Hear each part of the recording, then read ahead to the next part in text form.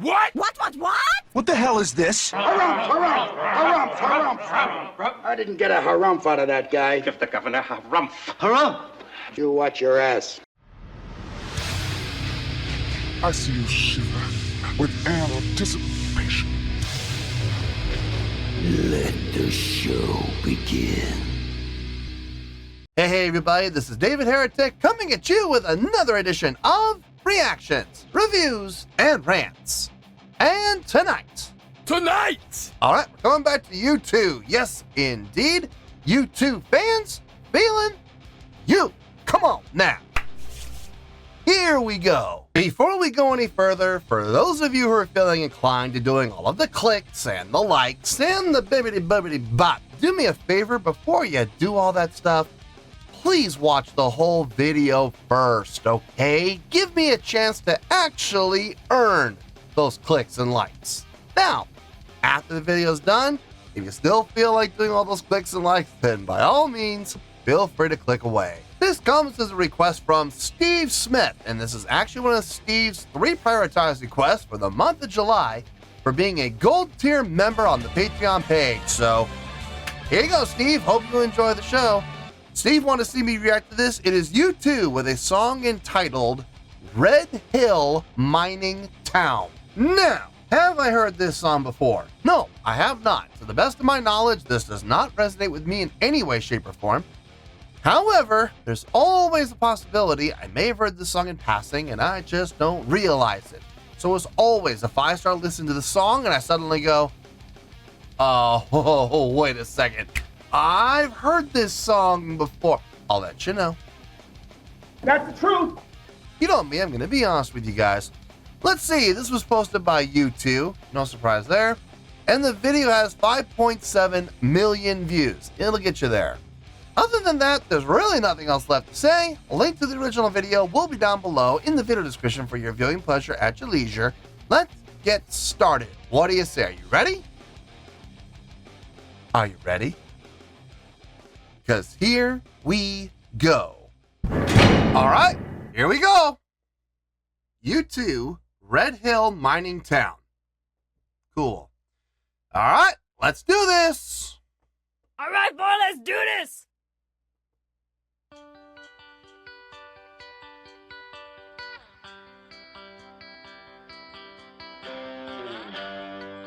From father to son, the blood runs thin. See faces frozen still against the wind.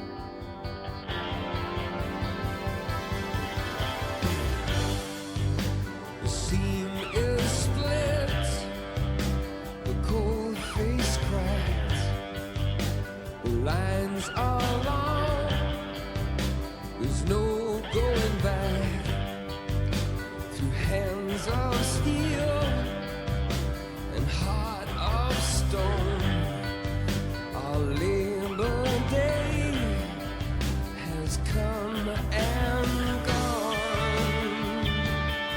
Hey, leave me holding on in Red Hill Town. See lights go down on. Hang it up, you always left to hold on to. I'm still waiting, I'm hanging on. You always left to hold on to.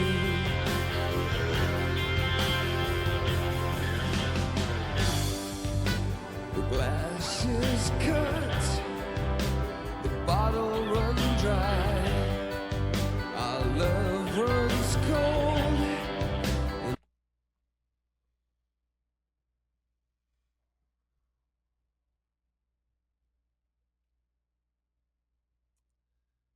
Are they doing anything wrong? No, that's not it. They're not doing anything wrong. Everything they're doing sounds good. Okay, everything's fitting. Everything's flowing well. Chord progression's flowing well. Melodic lines make sense. Nothing sticks out like a sore thumb. It's very simple. Like it's borderline too simple. I've heard other songs from U2 that just absolutely blow this song out of the water. This sounds and feels like a filler track. Like, what? And for those of you that don't know what that means, U2 goes into the studio. There's okay, it's time to record another album.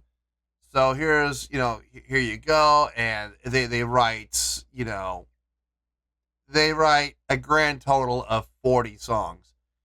And over the course of a process of elimination, whether it be through the band or whether it be through the record company, that gets whittled down to, 8 songs. Okay, out of 40, 8 make the final cut. And the record producer says, well, we need 2 more songs. So go in there and write 2 songs really quick, and we'll throw them on there. What about the other 32 songs that we wrote? It's amazing how record companies, well, we didn't like those, so we can't use them. So write 2 more songs and let's throw them on the album. So U2 very quickly goes into the studio, writes 2 songs, like as fast as they can, just so they can put them on the album. Those are filler songs. Songs that are utilized to finish the album. And I've had people ask me in the past, well, you guys wrote 40 songs, why don't you just grab one of the ones? Because the record label didn't like them. For one reason or another, they didn't like those songs. So they're going to remain on the cutting room floor. And they're going to want 2 more songs to fill out the album. I've always found that rather mundane. But this definitely has a feel and a sound of a filler song. Very easy to follow along with, like extremely easy to follow along with. The drumming is extremely simplistic. Bass playing, extremely simplistic. If I'm being honest, this is one of the least impressive and least interesting songs I've heard from U2 on the channel. Now, again, does that mean it's bad? No, it's not bad. I'm just saying, if you're expecting a 9 out of this, you have a better chance of winning the lottery. In all honesty, there's no way this is gonna get a 9 or an 8. And I'm gonna be honest with you, folks. I don't even see a 7 happening. I'm really leaning more towards 6s and 5s with this. It sounds good. It feels good. It's just, I hate to say it, but it's kind of boring. It really is. From a musicianship standpoint, it's kind of a boring track. But I get it. Not every song is going to be a hit. I understand that. So let's keep going here. In the caverns of the night, we're wounded by fear, injured in doubt. I can lose myself. You I can't live without. Nope, up to E, okay. Yeah, you keep me holding on in Red Hill Town. See the lines go down on. I'm hanging on. You always left to hold on to. I'm still waiting. Hanging on. Always left to hold on to.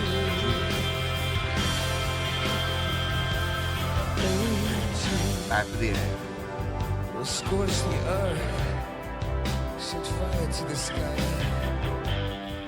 We stoop so low to reach so high. A link is lost chain undone.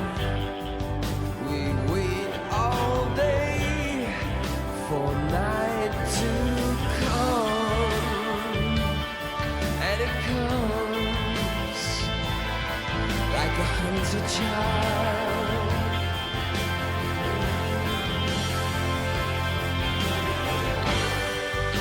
I'm hanging on. You always left to hold on to. I'm still waiting. I'm hanging on. You always left to hold on to. Love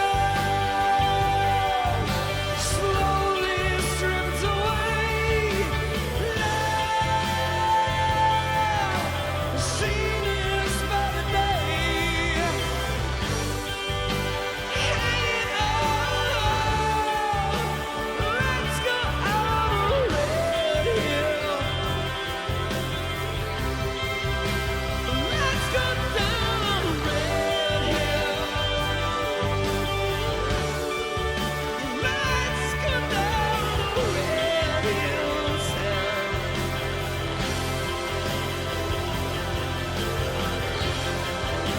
Let's go down a red hill.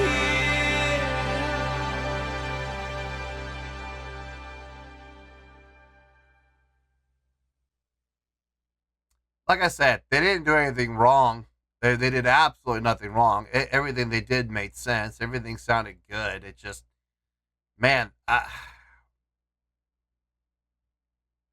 I've heard so much more impressive songwriting from them, so much more engaging and interesting songwriting from them. This song screams filler. I'm sorry, but it does.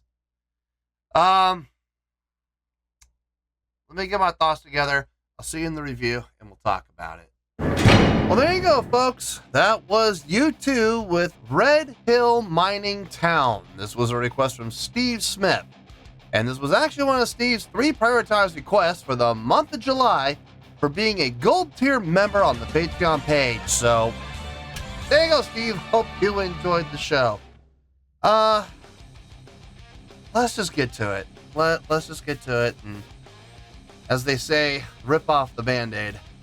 On a scale of 1 to 10, I'm going to give that a 5.4. Yep, 5.4. I feel good about that score.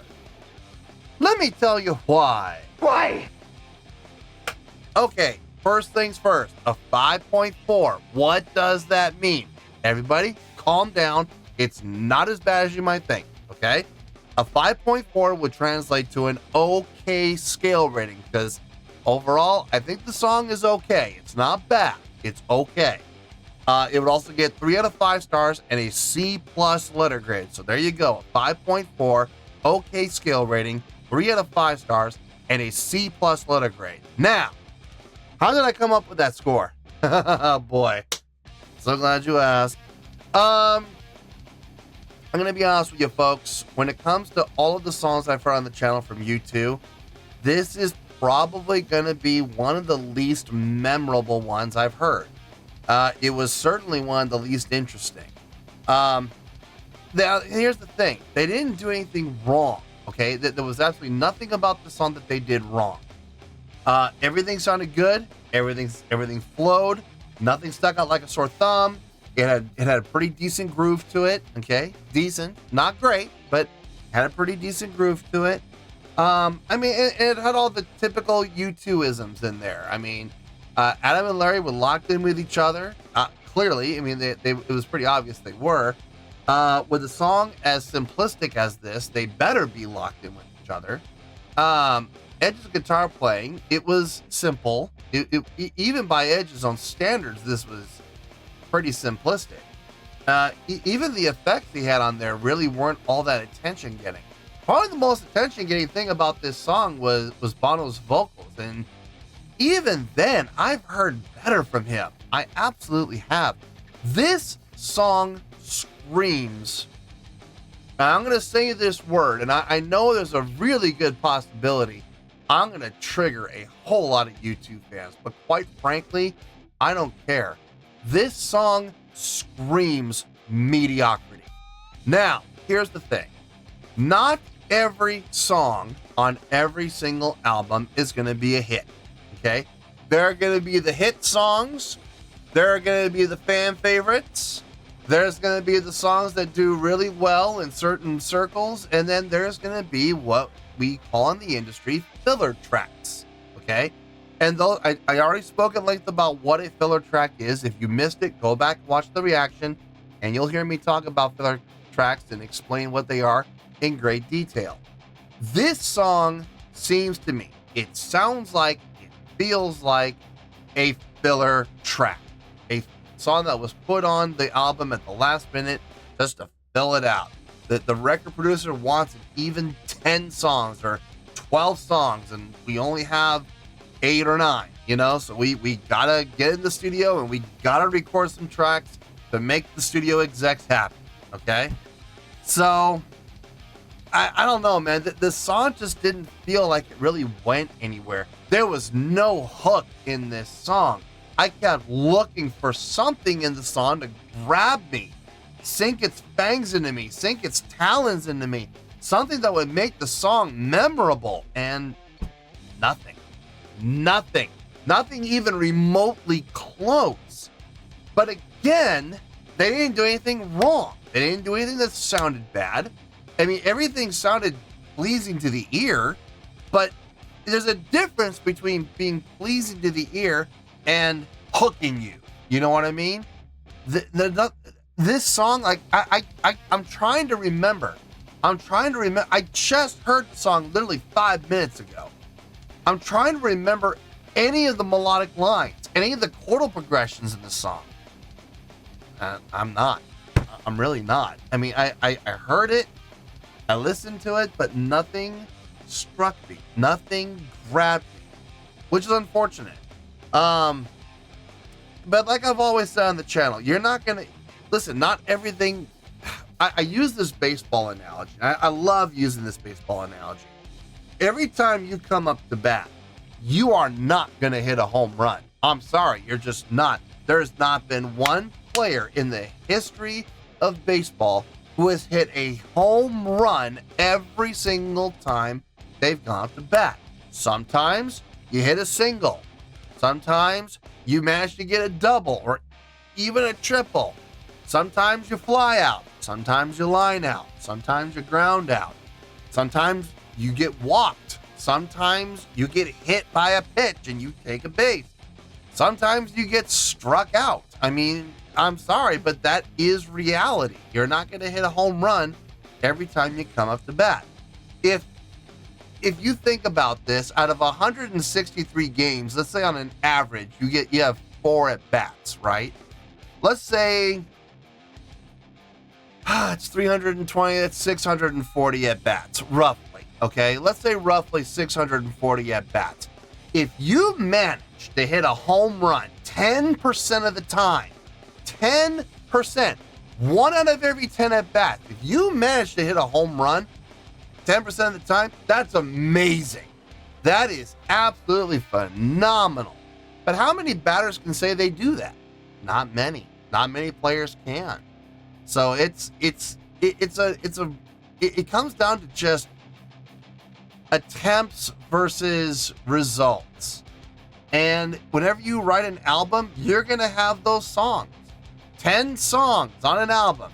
If you have one song that is a hit song on an album, you consider that a success. I mean, how many bands can say that? How many bands on every album they put out? How many bands can say that on every album they put out, they've had at least one hit on every album? Not many bands can make that statement, okay? So, not every song's going to be a hit. This does not sound like one, and this sounds like a filler song, if I'm being honest. So, it's not bad. It's not terrible. It's not horrible. It's okay. And that's why I'm giving it the okay scale rating of 5.4. I feel good about that score, and that's where we're going to stay. So let's wrap everything up here in a nice shiny bow, shall we? we have a 5.4, which is an okay scale rating. It's not bad, folks. It's okay. And we get 3 out of 5 stars and a C+ letter grade.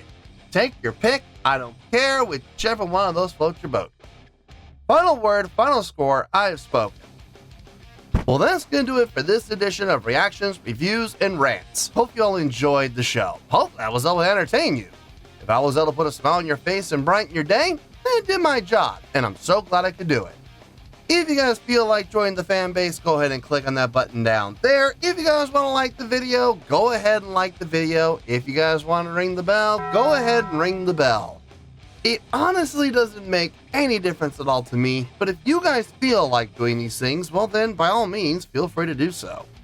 Well, that's going to do it for tonight, folks. Thank you very much for watching, and as always, this is David Heretic signing off, reminding you to stay fabulous and support each other. Later. Peace.